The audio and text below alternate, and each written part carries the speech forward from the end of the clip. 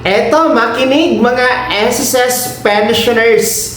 Meron pong katanungan, isa na naman sa masugid nating taga-subaybay. Well, sagutin natin dahil mahalaga ito. Ang tanong niya, mula ito kay Sir Noel Lagwe. Ang tanong niya, Sir Dan, tanong lang po, naka-advance 18 months pension po ako since April 3, 2025. Kailan po matatapos yung 18 months advance pension ko? At anong month yung regular pension ko at batch? Thanks po. Well, yan po ang katanungan mula kay Sir Noel Lagwe. Well, ito mga vlogs, mahalaga din ito kasi marami din ang nag-a-avail ng lump sum. So, ituturo ko sa inyo kung paano nga ba malalaman kung kailan kayo magsisimula sa regular pension, no, ng pagkatapos ng inyong lump sum at kailan magtatapos ang inyong lump sum. Ito po ang ating example sa nagtanong kay Sir Noel Lagwe. Well, bago natin yan sasagutin, sa pagpe-pension kasi natin, no, kung tayo ay umabot na sa 60 years old pataas at least meron pong 120 months contribution, pwede na kasi tayo mag-apply ng retiree pension kay SSS. Sa pag-apply natin, meron yung dalawang option. Pwede natin pong i-lump sum o i-advance yung 18 months pension o di kayo naman po diretso sa regular pension. Well, ano nga ba itong lump sum? Ang lump sum, 18 months advance pension yan. Kumbaga, kukunin mo ng advance yung 18 months pension mo ng buo, no? Tapos, within 18 months, wala kang pension na matatanggap. Kasi nga, in advance mo, kinuha mo ng buo. And then, magkakaroon ka ng regular pension pagkatapos na ng 18 months. So, ganun po yun. Pero pag ayaw mo ng advance pension, diretso ka sa regular pension monthly, mga ka-vlogs. Okay? So, dito tayo sa tanong.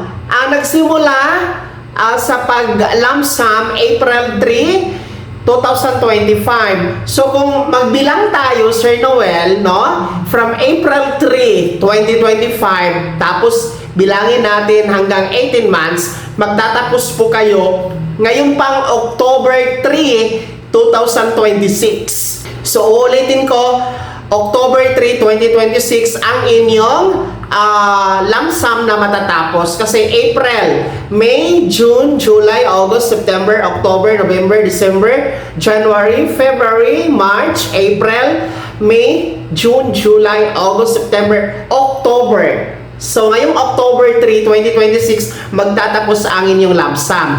Pangalawang katanungan mo, kailan ka ba magsisimula sa iyong regular monthly pension? Well, magsisimula po kayo sa regular monthly pension ngayong November 2026. Kasi nga, magtatapos ang 18 months lump sum mo, October 3. Sa susunod na buwan, November, ay regular monthly pension mo na, Sir Noel Lagwe. Pangatlo na tanong mo kung anong batch ka na pabilang. Kasi meron tayong batch 1, which is date of contingency o araw ng kapanganakan, araw ng pagkamatay, araw ng pagkasakit o araw ng pagkabalda mula 1st to 15th day of the month. So mga batch 1 po yan. Yung batch 2 na may date of contingency from 16th to last day of the month. So kabilang yan sa batch 2. Well, ang tanong ko sa iyo, Sir Noel, ano ba ang birth date mo? Ano ba ang petsa ng kaarawan mo? Kasi kung ang birth date mo o petsa ng kaarawan mo mula 1 hanggang 15, kabilang ka sa batch 1. So, November 1 ang inyong pension crediting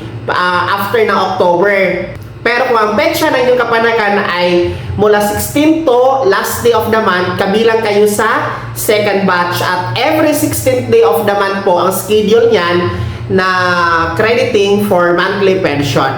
So sana po nasagot ko, Sir Noel Lagwe, no, ang iyong katanungan, no, at sa lahat po ng mga nag-avail at mag-avail ng lump sum, sana din po nagkaroon kayo ng idea dito sa katanungan na pinaabot sa atin.